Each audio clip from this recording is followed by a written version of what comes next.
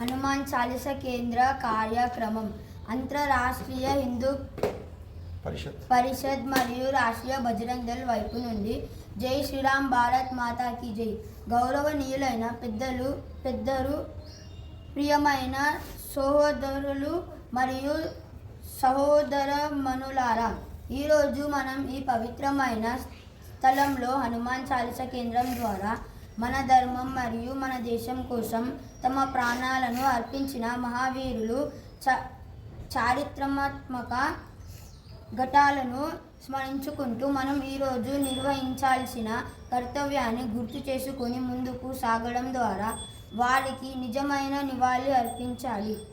కేవలం ఒకరోజు ఫోన్లో స్టేటస్ పెట్టుకొని అందరికీ చూపించడానికి మాత్రమే చేస్తే అది నిజమైన నివాళి కాదు. వారి త్యాగాలను మన హృదయంలో నిలుపుకొని వారి మార్గంలో నడవడం ద్వారానే వారికి నిజమైన గౌరవం చూపించిన వారమవుతాము. ఈ వీరుల చరిత్ర కేవలం పుస్తకాలలో రాసిన కథ కాదు. అది ధైర్యవంతులైన ధర్మయోధులు మరియు దేశభక్తులు తమ ధైర్యంతో తమ ప్రతి రక్తపు చుక్కను భారత్ మాతకు సమర్పరించిన త్యాగాలతో రాయబడిన గొప్ప వీరగాథ. ఈరోజు మనం అలాంటి ముగ్గురు మహావీరులను స్మరించుకుంటున్నామంటే మనం ఎంతో అదృష్టవంతులము. ధరమ్వీర్ సంభాజీ మహారాజ్, జుబ్బా షాని, అనభిరి ప్రభాకర్ రావు. వారు భారతదేశంలోని వేర్వేరు ప్రాంతాలకు చెందిన వారు. వేర్వేరు రాష్ట్రాల్లో జన్మించిన వేర్వేరు భాషలను మాట్లాడారు. కానీ వారి లక్ష్యం మాత్రం ఒకటే, భారత్ మాత విముక్తి.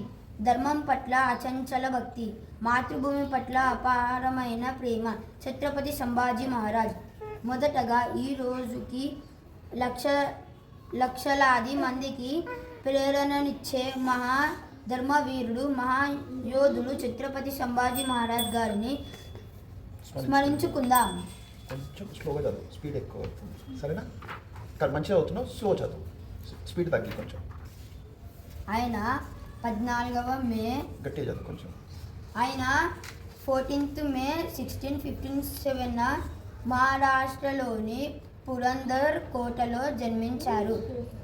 ఆయన తండ్రి మహాధర్మ యోధుడు ఛత్రపతి శివాజీ మహారాజ్, మరాఠా సామ్రాజ్యాన్ని స్థాపించిన మహానుభావుడు, స్వరాజ్యానికి పునాది వేసిన వీరుడు, హిందూ ధర్మాన్ని రక్షించిన మహానాయకుడు. ఆయన తల్లి పేరు సాయిబాయి. చిన్న వయసు నుంచే సంభాజీ మహారాజ్ ఎంతో తెలివైన వాడు మరియు ధైర్యవంతుడు. ఆయన సంస్కృతం, మరాఠీ మరియు ఫార్సీ వంటి అనేక భాషలను నేర్చుకున్నారు. ఆయన గొప్ప యోధుడు మరియు వ్యూహకర్త కూడా. తండ్రి మరణించిన తర్వాత ఆయన 1681లో మరాఠా సామ్రాజ్యానికి రాజు అయ్యాడు.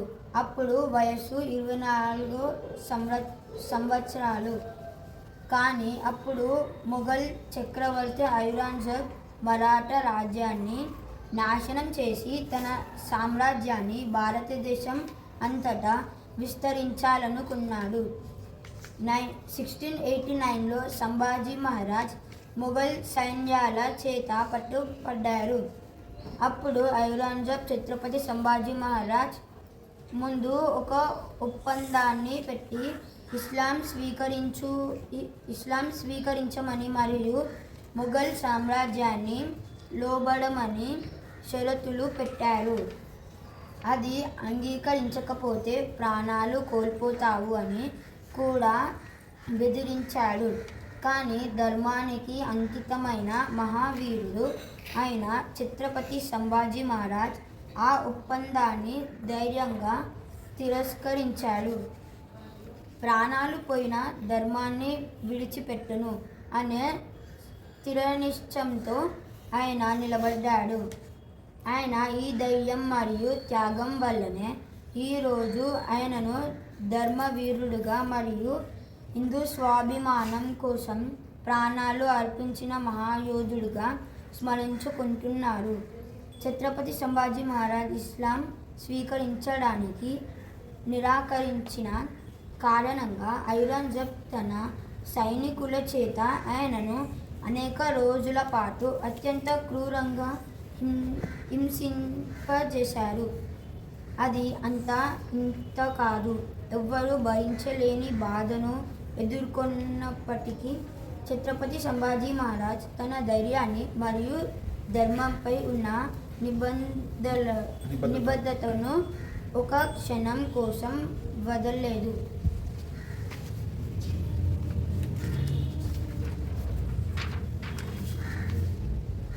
ఆ ధర్మవీరుడి అచంచల ధైర్యాన్ని చూసి ఔరంగజేబ్ కూడా ఆశ్చర్యానికి గురయ్యాడని చరిత్ర చెబుతుంది.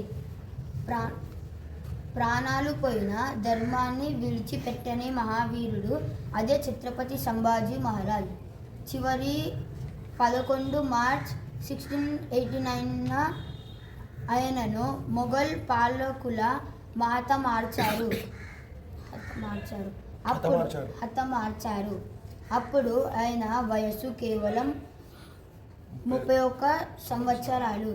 ఆయన త్యాగం కేవలం ధైర్య గాథ మాత్రమే కాదు, ధర్మాన్ని రక్షించడానికి కొన్నిసార్లు అత్యున్నత త్యాగం అవసరమని గుర్తు చేసే ఒక సందేశం.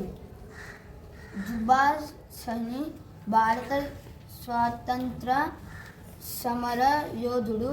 ఇప్పుడు భారతమాత స్వతంత్ర ఉద్యమంలోని మరో మహావీరుడు జుబ్బా సహని గారిని స్మరించుకుందాం. ఆయన 1906లో బీహార్ రాష్ట్రంలోని ముజఫర్పూర్ జిల్లాలోని చైన్పూర్ గ్రామంలో జన్మించారు. ఆయన తండ్రి పేరు పచ్చు సహని, తల్లి పేరు జమునాదేవి. ఆయన సాధారణ మత్స్యకార కుటుంబానికి చెందినవాడు మరియు చిన్నప్పటి నుండి ఎన్నో కష్టాలను ఎదుర్కొన్నారు. కానీ ఆయన హృదయం దేశభక్తితో నిండిపోయి ఉండేది. 1942లో క్విట్ ఇండియా మూవ్మెంట్ ప్రారంభమైనప్పుడు దేశమంతా బ్రిటిష్ పాలనకు వ్యతిరేకంగా నిలిచింది. గాంధీజీ, జుబ్బా సహని ఈ ఉద్యమంలో చురుకుగా పాల్గొన్నారు. ఒక సంఘటనలో ఒక బ్రిటిష్ అధికారి మరణించాడు. బ్రిటిష్ అధికారులు అనేక నిరపరాధులను అరెస్టు చేసి వారిని శిక్ష విధించడానికి సిద్ధమయ్యారు. అప్పుడు జుబ్బా సహని ఒక అసాధారణ నిర్ణయం తీసుకున్నారు. ఆయన ముందుకు వచ్చి ఇలా చెప్పారు: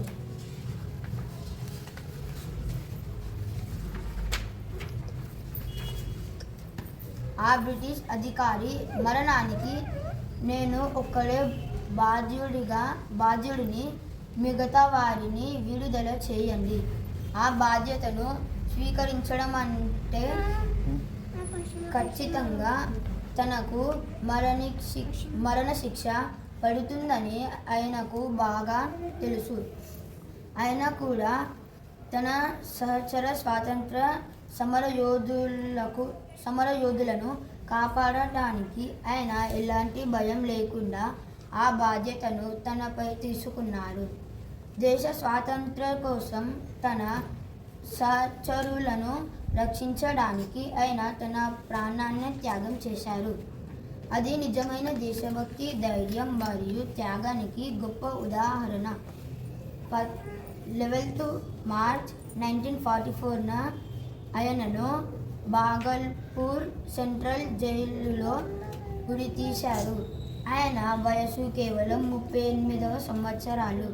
ఉరి తీయడానికి ముందు ఆయన గట్టిగా నినదించారు: భారత్ మాతాకి జై. భారతదేశం ఆయన త్యాగాన్ని ఎప్పటికీ మర్చిపోలేదు. 2001లో భారతమాత తపాలా శాఖ, ఇండియా పోస్ట్ జుబ్బా సహని గౌరవార్థం ఒక తపాల స్టాంపును విడుదల చేసింది. ఒక చిన్న గ్రామంలో జన్మించిన వ్యక్తి తన ధైర్యం మరియు త్యాగం వల్ల జాతీయ వీరుడిగా మారాడు. అన్నబేరి ప్రభాకర్ రావు తెలంగాణ వీరుడు. ఇప్పుడు తెలంగాణ గర్వకారణమైన మహావీరుడు అన్నబేరి ప్రభాకర్ రావు గారిని స్మరించుకుందాం. ఆయన 1910లో కరీంనగర్ జిల్లాలోని పొలంపల్లి గ్రామంలో జన్మించారు. ఆయన తండ్రి పేరు అన్నబేరి రామారావు, తల్లి పేరు రంగనాయకమ్మ. ఆ సమయంలో తెలంగాణ నిజాం పాలనలో ఉండేది. అనేక మంది ప్రజలు అణచివేత మరియు అన్యాయాన్ని ఎదుర్కొన్నారు. కానీ అన్నబేరి ప్రభాకర్ రావు మౌనంగా ఉండలేదు.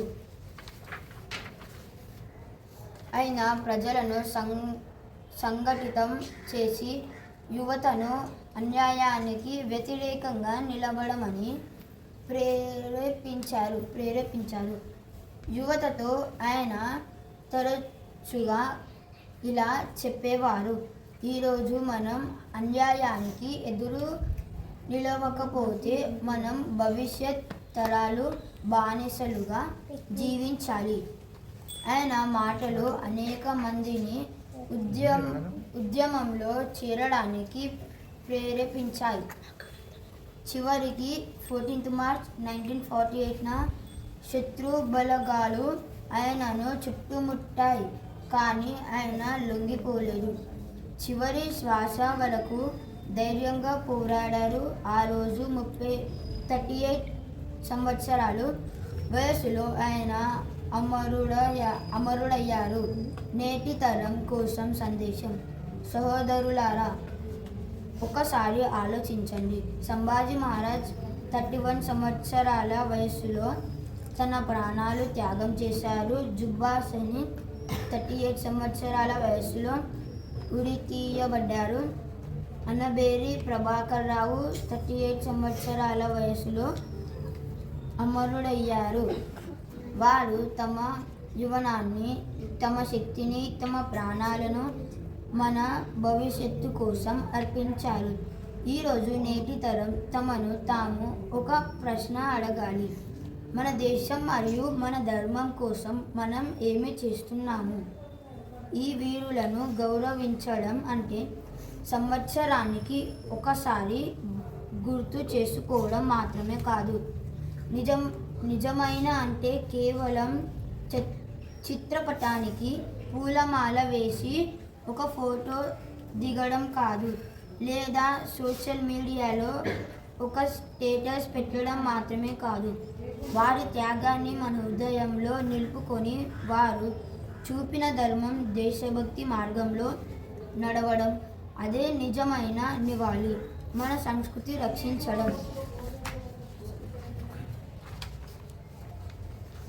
మన ధర్మాన్ని గౌరవించడం, సమాజానికి సేవ చేయడం, మన దేశ బలపరచడానికి పని చేయడం శక్తివంతమైన ముగింపు. ఈరోజు మనం ఈ వీరుల త్యాగాలను ఎప్పటికీ మరిచిపోమని ప్రతిజ్ఞ చేద్దాం. వారి ధైర్యం మనకు ప్రేరణ ఇస్తుంది. వారి త్యాగాలు మనకు మార్గదర్శనం చేస్తాయి. వారి సందేశం మన హృదయాలలో ఎప్పటికీ జీవిస్తుంది. భారత్ మాతాకి జై. వందే మాతరం. జై శ్రీరామ్.